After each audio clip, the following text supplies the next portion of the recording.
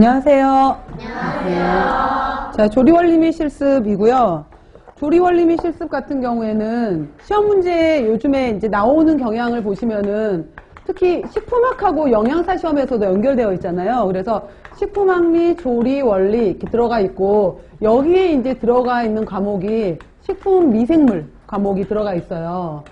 그래서 미생물 파트는 그다지 사실 나오진 않았었는데, 작년, 재작년 문제에 있어서 장류 쪽에서 발효 쪽을 물어보기도 했었거든요. 그래서 간장 발효 이쪽에서도 잠깐 언급이 되기도 했었는데, 중간중간에 식품 미생물 같은 경우에는 이제 조리 원리 하면서 우리가 발효랑 관련되는 부분이 예를 들어서 뭐 채소류 발효가 있다든지, 그 다음에 유제품류 발효가 있다든지, 그 다음에 이런 쪽이 나오잖아요. 그 다음에 두류에서 이제 장류 발효가 나온다든지 라고 하게 되면은, 채소류 같은 경우에는 뭐 김치에 관련된 균주 부분이 있다든지, 유제품에서는 뭐 치즈버터 관련된 균주가 있다든지, 장에서는 뭐 된장간장, 코지균주, 국균 이렇게 해서 나오는 파트가 있게 되는데, 그때 이제 언급되는 정도로는 제가 설명을 해드릴 거예요. 들어가는 거고, 식품학 조리원리 이렇게 연결이 되어 있게 되는 건데, 식품학은 워낙 화학적인 파트로 들어가 있는 거고, 조리원리 같은 경우에는 이제 최근에는 이것도 말 그대로 실제로 쿠킹, 조리가 가능하느냐 이런 식으로 해서 문제가 많이 나오기도 했었어요. 그리고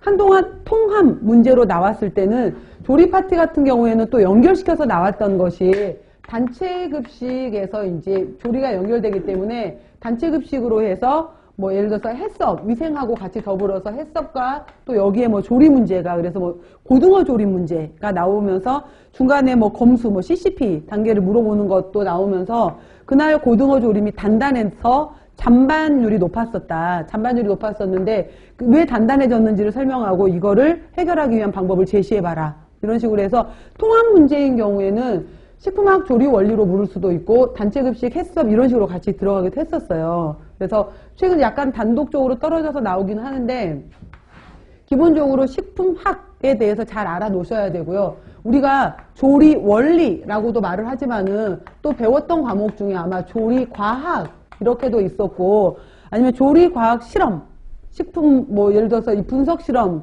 이렇게 해서 실험하고 관련돼서 이제 나왔던 것처럼, 과학이라는 것은 그 사이언스, 객관적으로 다시 누가 하더라도 그게 다시 증명이 될 수 있는 것을 우리가 과학이라고 하잖아요. 그래서 최근에는 이 이제 과학 실험 이쪽 부분으로 또 물어보기도 해요. 더 많이 집중해서.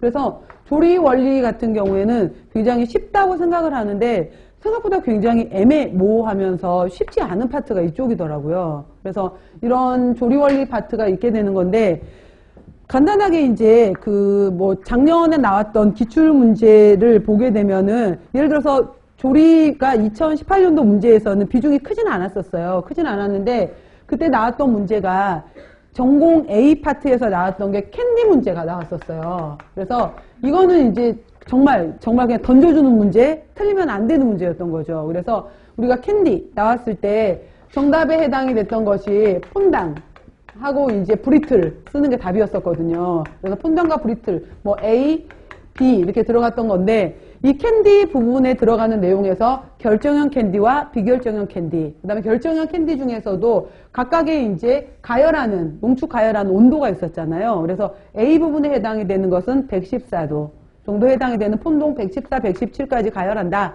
그 다음에 40도에서 식힌 다음에 저어준다 라는 말이 있어서 결정을 유발하는 폰당에 대한 내용이었었거든요. 그리고 B 같은 경우에는, 브리틀 같은 경우에는 약간 깨지는 질감,